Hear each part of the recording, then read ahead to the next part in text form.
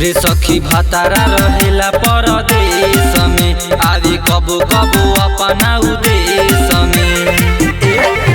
रे सखी भातारा रहेला परदेश में, आवे कबो कबो अपना उदेश में।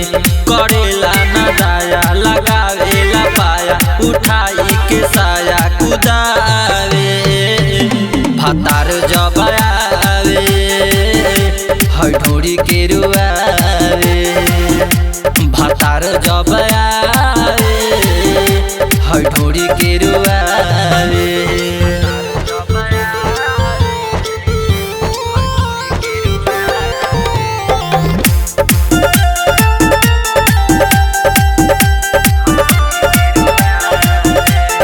पहिले हरन के दबावे, जो सवा जवानी के जगावे।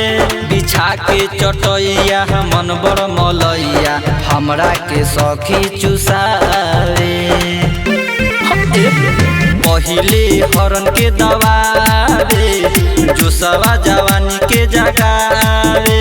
बिछा के चटैया मन भड़ मलैया, हमरा के सखी चुसावे।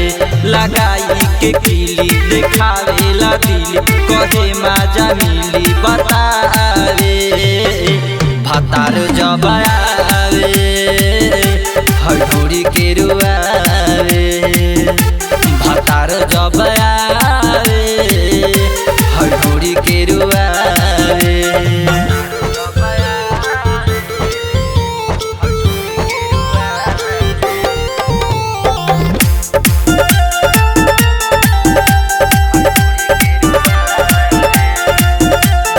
बबलू सावन से मंगाई, दिनवा में रोजे दवाई।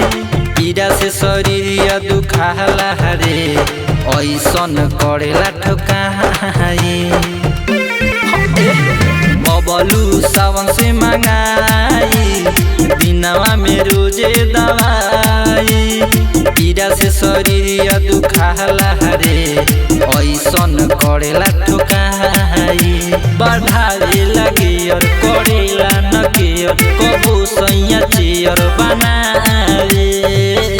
भातार जब आवे है ढोरी के रुआवे, भातार जब आवे है ढोरी के रुआवे। मन खुश रिकॉर्डिंग स्टूडियो बखरी बाजार।